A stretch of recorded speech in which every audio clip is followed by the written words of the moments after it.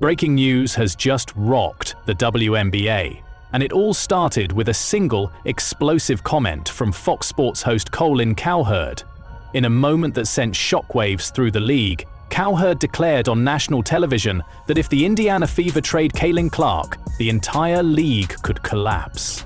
This wasn't just a hot take, it was a warning, a wake-up call, and it peeled the lid off something deeper going on behind the scenes. The Indiana Fever, once praised for drafting the most exciting rookie in years, now find themselves at the center of a growing storm.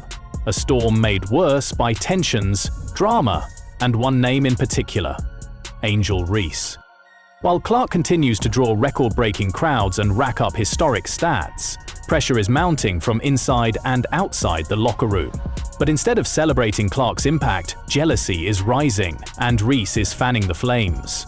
As Cowherd's words went viral, insiders say the Fever front office began scrambling. Caitlin Clark, the player who's filled arenas and saved broadcast ratings, has become both the franchise's biggest asset and, shockingly, their biggest source of controversy. While Clark's performance on the court has been elite, a few teammates have reportedly complained off the court, claiming the attention she gets has created division.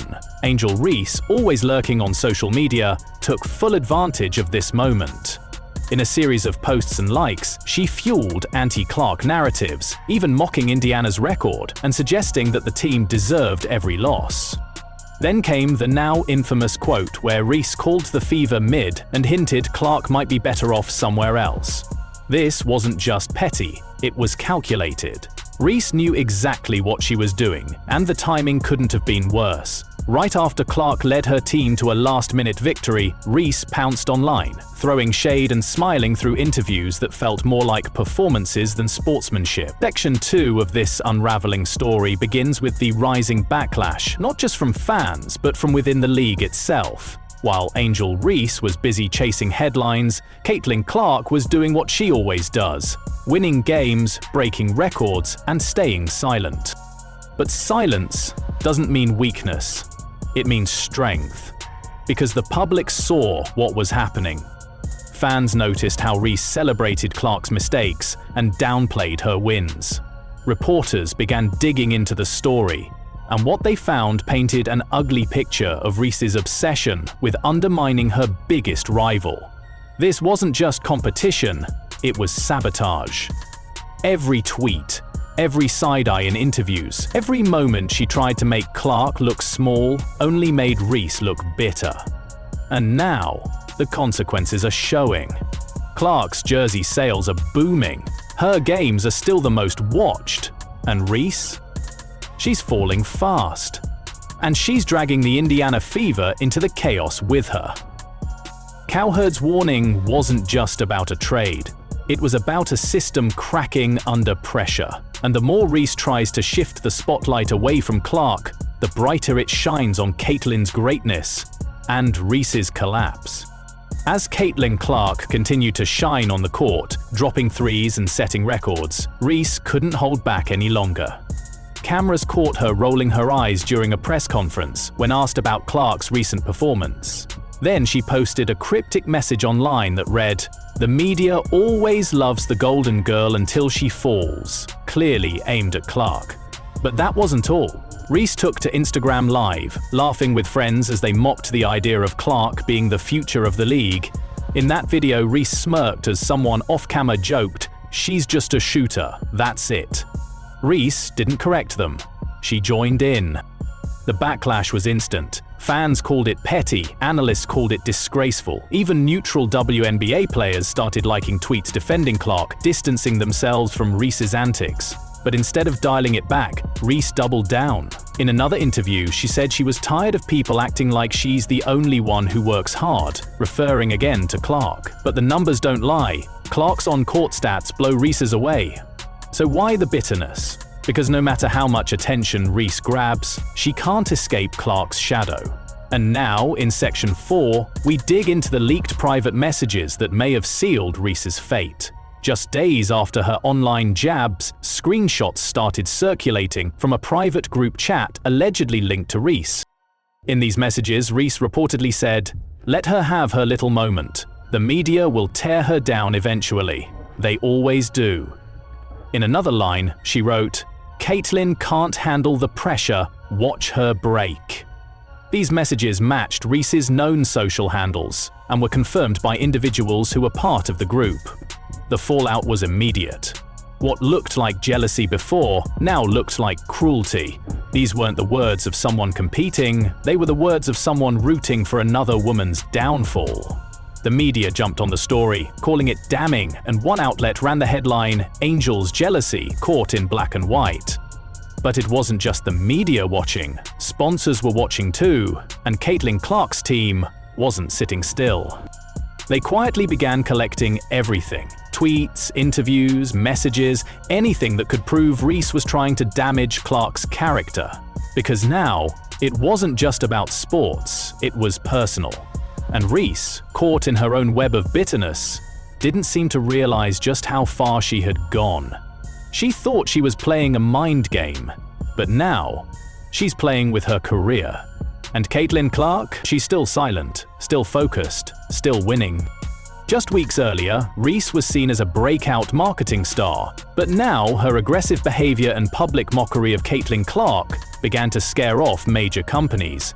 A source from a top athletic apparel brand confirmed that internal conversations labeled Reese a risk to long-term image safety, and her face was suddenly pulled from 2 upcoming ad campaigns. One sneaker company that had featured Reese in promotional materials reportedly decided to pause all new content involving her, citing concerns about ongoing public behavior and growing backlash. These weren't rumors, they were verified through internal memos and insider reports.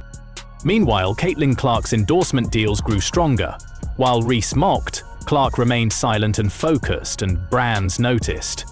Clark's clean image, unmatched discipline, and ability to stay out of drama made her a safe, reliable face for companies like Gatorade, Nike, and State Farm.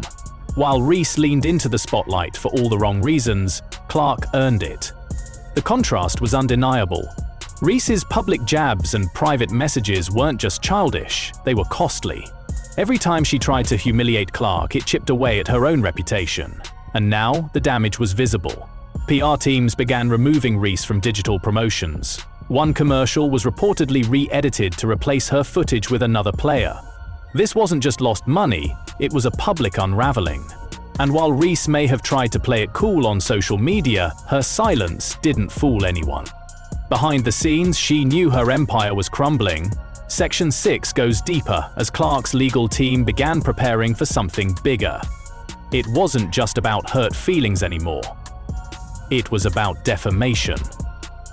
Internal documents confirmed that Caitlin Clark's representatives were collecting screenshots, transcripts, and video evidence, proving that Reese had repeatedly twisted facts and spread harmful narratives. Legal experts told us that this isn't just trash talk, it crosses into reputational damage, especially when it's tied to endorsements and income. Multiple witnesses, including a former LSU staffer and a WNBA intern, confirmed that Reese had exaggerated key moments between her and Clark.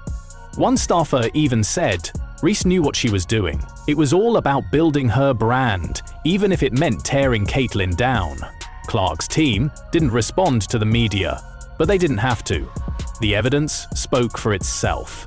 One leaked email from a corporate sponsor described Reese's involvement as an escalating liability and mentioned that they were watching the legal situation closely. Meanwhile, Reese continued to post vague, passive-aggressive messages on social media, refusing to take accountability or walk back her statements. But the silence from Clark's side was strategic. Her legal team was building something airtight, a case backed by witnesses, proof, and a clear pattern of targeted character attacks. And when it lands, it won't just be a PR blow for Reese.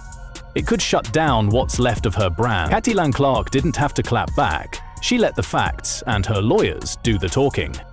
Every move she makes now is under a microscope, and with a potential lawsuit looming, she can't afford another mistake. But the damage is done. And that brings us to Section 10, the final twist in a scandal that has now flipped completely. Angel Reese thought she could break Caitlin Clark. She thought the pressure, the hate, and the manipulation would be enough to shake her, but instead, Clark rose above all of it. She let her game speak, she kept her head down, and now she's winning both on and off the court. Reese, on the other hand, is spiraling. Her comments are being dissected by lawyers. Her brand is crumbling, her teammates are silent, and the league that once celebrated her is now holding its breath, waiting to see just how far she'll fall. This wasn't a feud, it was a setup. But the setup backfired, because Caitlin Clark didn't fold. She didn't respond with hate, she responded with performance, integrity, and proof. And now, the entire world can see the truth. Reese didn't expose Caitlin, she exposed herself. What was meant to be a smear campaign has turned into a complete implosion. And as Reese's credibility sinks lower with every headline, Caitlin Clark stands taller than ever.